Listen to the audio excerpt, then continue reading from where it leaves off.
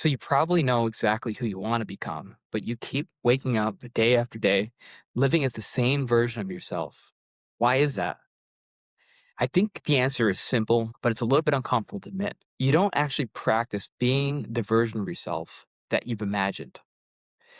So instead of living it day to day, you'll spend time thinking about it, you'll journal, you'll visualize, and realize again and again that you're not actually the person who you want to be.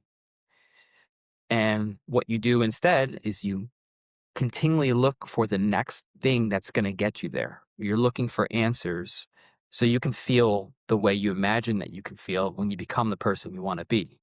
Instead, what you actually have to do is the uncomfortable thing of practice being this version of yourself, being this person each day. The unfortunate thing is, you can't just think about this alone in your room. You can't just sit there and imagine and get all the energy of that and not ever stress test it because the way you interact day to day is your default behavior. It's the same thing you did yesterday and the day before. To change it, you actually have to change. You have to do something that you haven't done before. You have to practice. This is hard. And it's not hard because it's actually hard. It's hard because of how uncomfortable and unfamiliar it is. And it's only unfamiliar because it's not something you've practiced before. The first time you act different, becoming that bigger version of yourself, doing something that's a little bit bolder, it's going to feel weird. You're going to tell yourself, that's not who I am. And the version of yourself that's telling you that you can't is the current version of yourself today. So if you want to become someone new, there's going to be a little bit of competition. There's going to be a little bit of stretch between this is who I am, this is how I act, these are my ideas and stories, versus that new version, the version who you say you want to become. That's going to feel like an intruder. That is not familiar to how you act every day. So you can ask yourself, do I still want to be this person or do I actually want to become who I want to become?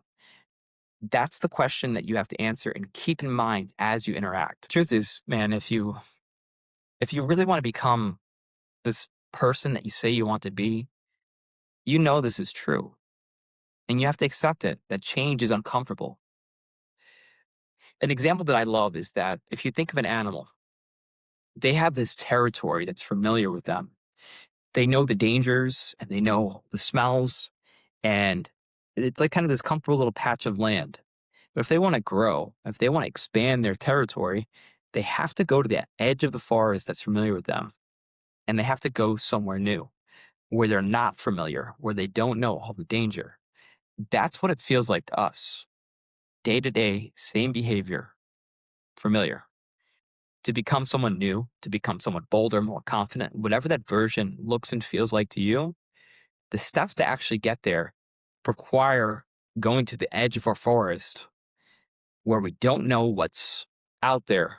We're not certain of the outcomes and experiencing it, experiencing that discomfort. So, a super familiar example, let's say you're someone who wants to be a more confident version of themselves. Like you picture your ideal self, and maybe it's someone that is can walk into any room with presence, dresses well, is really well groomed, kind of cool and effortless. And the version of you today cares about people think, kind of dresses plainly or understated, and doesn't really have the presence that they want to have. The actual steps to change, let's say you want to dress better, like you normally go to work in maybe a t-shirt. Then you decide to dress better, so you wear a collared shirt, you dress up a little bit. What you experience is not, "Oh, wow, I'm a more confident person," or "I dress better."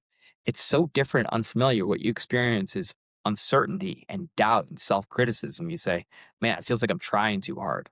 You have to get used you have to get used to dressing better. It's unfamiliar because you haven't practiced. This is where most of us stop. We decide that that's not right for us or that's just not who we are.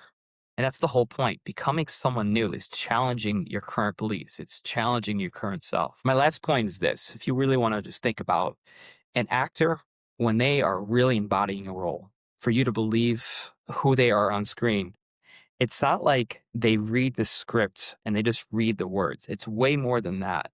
When they're interacting with other characters on screen, you feel like they're that person, right? You feel like they're that tough guy or that person who has it figured out, right?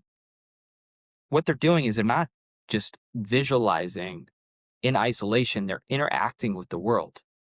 If you want to become who you want to become, you have to practice acting the way day to day, pressure tested in those moments. You have to practice being him in the real world. That's how all of this becomes real. When life hits you with situations, you have to be mindful and notice and ask yourself, okay, how would the version of me that I want to become respond to this situation?